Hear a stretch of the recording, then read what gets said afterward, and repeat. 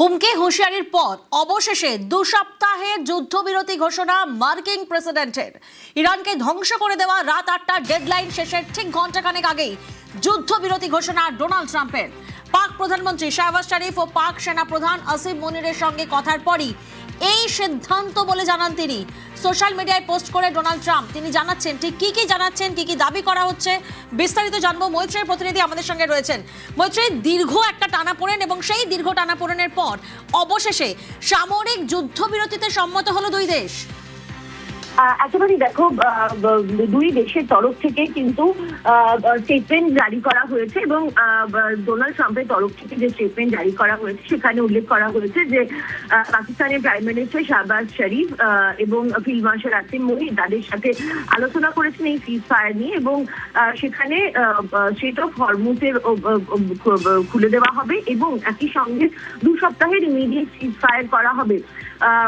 Donald Trump জানিয়েছেন যে ইরানের তরফ থেকে 10 দফা শর্ত দেওয়া হয়েছে সিজ ফায়ারের জন্য। লং টার্ম সিজ ফায়ারের ক্ষেত্রে সেই 10 দফা শর্তের উপরে সেটার উপরে কাজ করা সম্ভব এবং সেটা নিয়ে আলোচনার জন্য অন্তত পক্ষে 2 সপ্তাহ সময় লাগবে এবং সেই কারণে এই অবিলম্বে এই সিজ ফায়ারের কথা ঘোষণা করা হচ্ছে এবং সেই সিজ ফায়ার বর্তমানে এই সময় থেকেই লাগু হবে। এর ঠিক কিছুক্ষণ বাদে শাহবাজ শরীফ তিনি টুইট করেন এবং তিনি উল্লেখ করেন যে 10ই এপ্রিল পাকিস্তানে তারা দুপক্ষের যে আলোচনা হবে সেই আলোচনার টিমকে তারা নিজেদের দেশে জানান এবং এই সিজফায়ারের কথা ঘোষণা করতে সম্মত হন।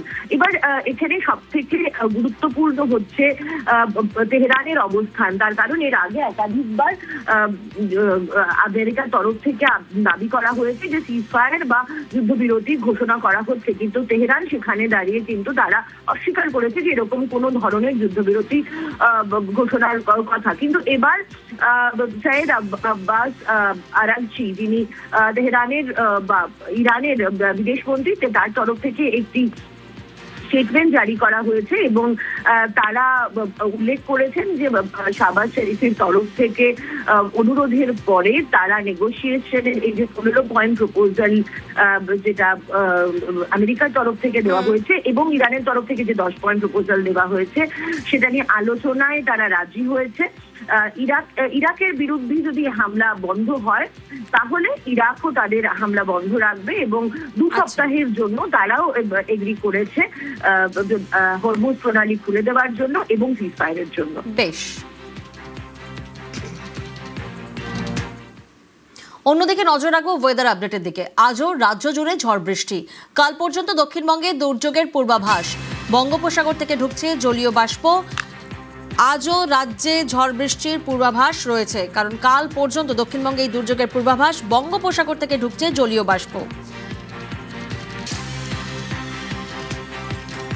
60 কিলোমিটার বেগে ঝড়ের সম্ভাবনা রয়েছে। মৎস্যজীবীদের সমুদ্রে যেতে নিষেধাজ্ঞা রয়েছে। শুক্রবারের পর রাজ্য জুড়ে হাওয়া বদলের পূর্বাভাস। আজ রাজ্য জুড়ে ঝড় বৃষ্টির পূর্বাভাস রয়েছে। বিশ্বজিৎ প্রতিনিধি আমাদের সঙ্গে রয়েছেন, সরাসরি বিশ্বজিতের কাছে যাব। বিশ্বজিৎ, আজ রাজ্য জুড়ে ঝড় বৃষ্টির পূর্বাভাস রয়েছে এবং কাল পর্যন্ত দক্ষিণবঙ্গে এই দুর্যোগের পূর্বাভাস। উত্তরের ক্ষেত্রে আমরা কি আপডেট পাচ্ছি এবং এই দুর্যোগের মেঘ কাটবে কবে, সেক্ষেত্রে কি আপডেট পাচ্ছি?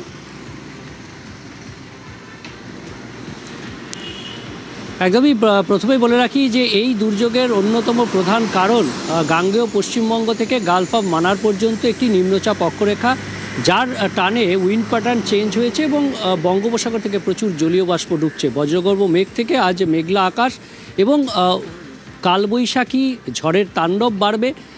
দক্ষিণবঙ্গের ক্ষেত্রে প্রায় 80 কিলোমিটার গতিবেগে দমকা ঝোড়ো বাতাস বইতে পারে। সমুদ্রে মৎস্যজীবীদের আজ সমুদ্রে যেতে নিষেধ করা হয়েছে। উত্তর ওড়িশা এবং গাঙ্গেয় পশ্চিমবঙ্গের উপকূলে মৎস্যজীবীদের আজ সমুদ্রে যেতে নিষেধ করা হয়েছে। 24 ঘন্টার জন্য সমুদ্র উত্তাল থাকবে। দক্ষিণবঙ্গের ক্ষেত্রে যে আবহাওয়া, অর্থাৎ আবহাওয়া খুব খারাপ হতে পারে। ভারী বৃষ্টির সম্ভাবনা রয়েছে উত্তর 24 পরগনা, হুগলি এবং পূর্ব বর্ধমানের কিছু অংশে এবং 80 কিলোমিটার পর্যন্ত গতিবেগে দমকা ঝোড়ো বাতাস, কালবৈশাখীর তাণ্ডব চলতে পারে উত্তর 24 পরগনা, হুগলি, হাওড়া, পূর্ব বর্ধমান, পশ্চিম বর্ধমান, বীরভূম, মুর্শিদাবাদ এবং বাঁকুড়া জেলাতে। তবে কলকাতা সহ দক্ষিণবঙ্গের সব জেলাতেই আজ কালবৈশাখীর পূর্বাভাস রয়েছে। সকাল থেকেই মেঘলা আকাশ, দফায় দফায় বজ্রবিদ্যুৎ সহ বৃষ্টি হতে পারে এবং ঝড়ের তাণ্ডব দক্ষিণবঙ্গের সব জেলাতেই 40 থেকে 60 কিলোমিটার পর্যন্ত হতে পারে, এমনটাই পূর্বাভাস আলিপুর আবহাওয়া দপ্তরের। বিক্ষিপ্তভাবে শিলাবৃষ্টিও হতে পারে। একই সঙ্গে উত্তরেও আজ দুর্যোগের ঘনঘটা। উত্তরের নিচের দিকের জেলা মালদা ও 2 দিনাজপুর এবং দার্জিলিং ও জলপাইগুড়ি, এই জেলাগুলিতে 50 থেকে 60 কিলোমিটার গতিবেগে ঝড়ের সঙ্গে বজ্রবিদ্যুৎ সহ বৃষ্টি হতে পারে, ভারী বৃষ্টি হতে পারে জলপাইগুড়ি এবং আলিপুরদুয়ারের কিছু অংশে। বিক্ষিপ্তভাবে শিলাবৃষ্টির সম্ভাবনা এবং থাকবে। শুক্রবারের পরই রাজ্য জুড়ে হাওয়া বদলের পূর্বাভাস।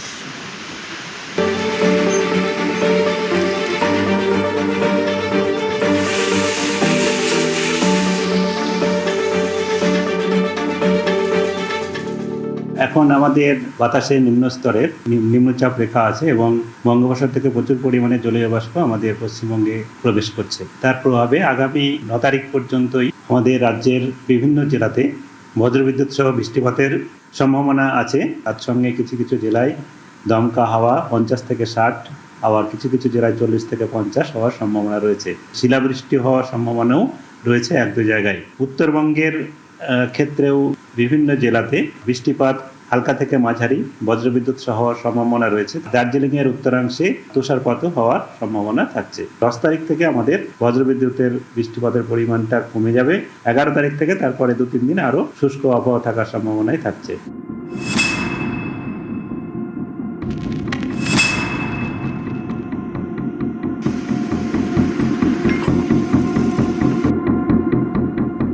চৈত্রের গরম, তার উপর ভোটের গরম, বাংলায় হাঁসফাঁস।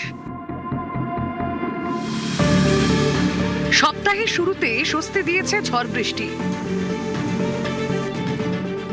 এক ধাক্কায় অনেকটা নেমেছে পারদ। মঙ্গলবার একাধিক জেলায় প্রবল ঝড়, ভাঙল গাছ। পাল্লা দিয়ে চলল বৃষ্টি। বৃষ্টির দাপটে মিলল স্বস্তি। বুধবার আরো বাড়বে বৃষ্টি।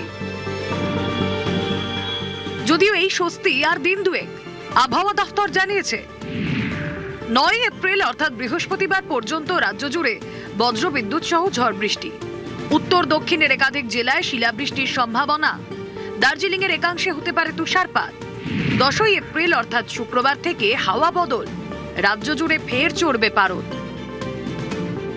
এখন আমাদের বাতাসে নিম্নস্তরের নিম্নচাপ রেখা আছে এবং বঙ্গোপসাগর থেকে প্রচুর পরিমাণে জলীয় বাষ্প আমাদের পশ্চিমবঙ্গে প্রবেশ করছে। তার প্রভাবে আগামী 9 তারিখ পর্যন্তই আমাদের রাজ্যের বিভিন্ন জেলাতে বজ্রবিদ্যুৎ সহ বৃষ্টিপাতের সম্ভাবনা আছে। তার সঙ্গে কিছু কিছু জেলায় দমকা হাওয়া 50 থেকে 60, আবার কিছু কিছু জেলায় 40 থেকে 50 হওয়ার সম্ভাবনা রয়েছে। শিলাবৃষ্টি হওয়ার সম্ভাবনাও রয়েছে 1-2 জায়গায়। উত্তরবঙ্গের ক্ষেত্রেও বিভিন্ন জেলাতে বৃষ্টিপাত হালকা থেকে মাঝারি, বজ্রবিদ্যুৎ সহ হওয়ার সম্ভাবনা রয়েছে। দার্জিলিং এর উত্তরাংশে তুষারপাতও হওয়ার সম্ভাবনা থাকছে। 10 তারিখ থেকে আমাদের বজ্রবিদ্যুতের বৃষ্টিপাতের পরিমাণটা কমে যাবে।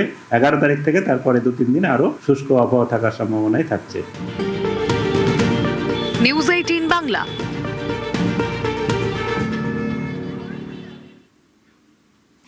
বুধবার থেকেই চেনা মেজাজে ফিরছে স্টুডিও পাড়া। রাহুল অরুণোদয় বন্দ্যোপাধ্যায়ের মৃত্যুর পর নিরাপত্তার দাবিতে সোমবার কাজ বন্ধ করেছিলেন শিল্পী কলাকুশলীরা। দিন শেষে জানিয়ে দিলেন কর্মবিরতি তুলে নেওয়া হচ্ছে। বুধবার থেকে পুরোদমে কাজ শুরু হবে, তবে ম্যাজিক মোমেন্টস প্রোডাকশন হাউসের সঙ্গে কোনো কাজ নয়। কর্মবিরতি নেই, কাল থেকে আমরা কাজ শুরু করছি।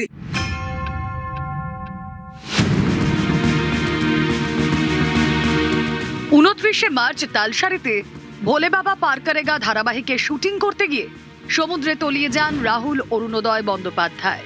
এই ঘটনার তদন্ত চেয়ে এক ছাতার তলায় স্টুডিও পাড়ার প্রায় সব সংগঠন।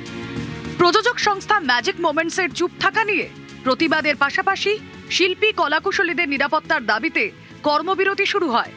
আর্টিস্ট ফোরাম, ফেডারেশন, ইম্পা এবং প্রযোজকরা মঙ্গলবার থেকে কর্মবিরতির ডাক দিয়েছিলেন।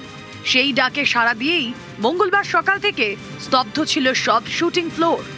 বিকেলে জানিয়ে দেওয়া হলো সিদ্ধান্ত হয়েছে বুধবার থেকে ফের টলিপাড়ায় লাইট, ক্যামেরা, রোল, অ্যাকশন। এটা আমাদের পরিবার, আমাদের শিল্পী, কলাকুশলী, আমাদের ডিরেক্টর, প্রডিউসার, টেলিভিশনের কিছু কিছু ফ্যাক্টরস আছে যেগুলো আমাদের সুরক্ষার জন্য, সেইগুলোকে আলাদা আলাদা করে মেনশন করে তারা একটা জায়গায় এসছেন। 15 দিনের মধ্যে আমাদের একটা আর্টিস্ট, টেকনিশিয়ান, টেলিভিশন প্রডিউসার সবার মধ্যে একটা লেখাপড়া হবে। আর কর্মবিরতি নেই, কাল থেকে আমরা কাজ শুরু করছি। টেলিভিশন বলি, ফিল্ম বলি, সবকিছুতেই কাজ শুরু হবে। তবে বুধবার থেকে কাজ শুরু হলেও যে প্রোডাকশন হাউসের ধারাবাহিকে অভিনয় করেছিলেন রাহুল, সেই ম্যাজিক মোমেন্টস প্রোডাকশন হাউসকে বয়কট ঘোষণা করা হলো। ওই হাউসের সঙ্গে যুক্ত কোনো শিল্পী বা কলাকুশলীকেও বয়কটের ডাক দেওয়া হলো। যারা রাহুল এরকম যাদের ঘটনা, তাদের সঙ্গে এই মুহূর্তে ডিসিশন অলরেডি টেকেন, কাজ করা আমাদের পক্ষে সম্ভব নয়। ওই প্রোডাকশনের সঙ্গে যুক্ত, ওই নামের সাথে যুক্ত তাদের কারোর সাথে আমরা কোনো কাজ এই মুহূর্তে থেকে করব না, যতক্ষণ না নয় পাবলিকলি বা কোর্ট থেকে আমরা জানতে পারি যে আমাদের রাহুল, আপনাদের রাহুল কি করে আমাদের ছেড়ে চলে গেল, কিভাবে ছেড়ে চলে গেল। আমাদের একটাই প্রশ্ন, তার সঠিক চেহারাটা চাই, জানতে চাই। বুধবার থেকে পুরো দমে শুটিং। আরও সিদ্ধান্ত হয়েছে 1 মাসের মধ্যে টলিউডের শিল্পী ও কলাকুশলীদের বীমা বা লাইফ ইন্স্যুরেন্স নিয়ে আলোচনা হবে। যেখানে প্রোডাকশন হাউস সুরক্ষা নিশ্চিত করতে পারবে না, সেরকম ঝুঁকিপূর্ণ জায়গায় কোনো শিল্পী ও কলাকুশলী শুটিং করবেন না। ক্যামেরায় অর্চন গোস্বামীর সঙ্গে মানস বসাক, নিউজ 18 বাংলা।